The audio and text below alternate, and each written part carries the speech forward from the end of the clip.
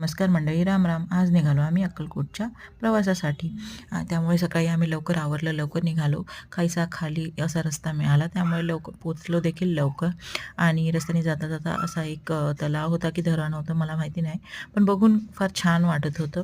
असं काहीसं दृश्य होतं आणि जे बघून एकदम छान फ्रेश वाटत होतं.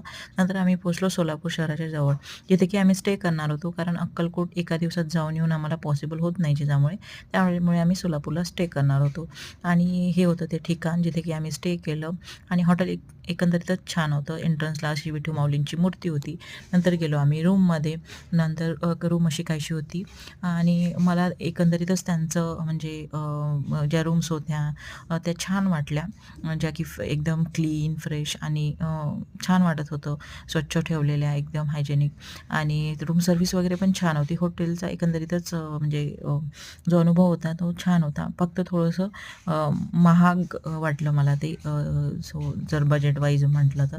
नंतर जिजा आली. जिजाने तिचं खेळण्यांचा पिटारा उघडला आणि ती खेळायला लागली. आजकाल तिचं असंच होतं म्हणजे कुठे देखील गेली तर ती लवकर कम्फर्टेबल होते. फक्त तिची खेळणी किंवा तिला असं काही तर छान वाटलं पाहिजे म्हणजे ती खेळायला लागते. नंतर खाली खेळून झालं, नंतर ती बेडवर जाऊन खेळायला लागली आणि इकडे तिचे बाबा थोडेसे स्नॅक्स खात होते, जे की मी घरून कॅरी केले होते, ज्याच्यामध्ये होती इडली, चटणी आणि सांबार. त्यांनी ते खाल्लं. नंतर जिजाचं तिचं खेळणं झालं. नंतर ती इकडे आली. नंतर तिने तिचे स्वतःचे शूज घेतले. अजून ती काही एवढी चालत नाही.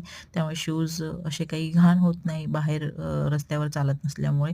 त्यामुळे मी देखील तिला ते खेळू देते आणि आरशात बघून तिला माहीत नाही काय आनंद होत होता. स्वतःलाच बघून खूप आनंदित होत होती आणि हे असं ती खूप वेळ खेळली. नंतर तिला कसं ते आरसा बघून खूप छान वाटत होतं. नंतर इकडे कबड वगैरे होते, त्याच्यामध्ये देखील तिने ओपन करून काय आहे, काय नाही, खेळणे टाकू, हे करू, असं करून तिचे खेळ वेगवेगळे खेळ सुरू होते आणि मधून-मधून मला देखील बघत होती की मी आहे ना रूममध्ये. नंतर तिची इथे मस्ती सुरू होते. नंतर तिला कळलं की या बटनांनी वर जे स्विच आहेत त्या त्याने लाईट बंद होतात आरशाचे आणि सुरू होतात आणि बस काय मग माहीत झाल्यानंतर तिचं खेळणंच सुरू झालं ना एकदम. त्यामुळे ती अशी खूप वेळ खेळत होती आणि मला देखील सांगत होती की मला हे यायला लागलं, जमायला लागलं. एक छोटूसा गोष्ट यायला लागली त्याचा किती आनंद होतो ना मुलांना आणि ती देखील हे तसंच करत होती. त्या छोट्याशा गोष्टीमध्ये ती तिचा आनंद शोधत होती आणि मी एक गोष्ट करू शकते हा देखील तिला कदाचित आनंद असावा. Thank you for watching.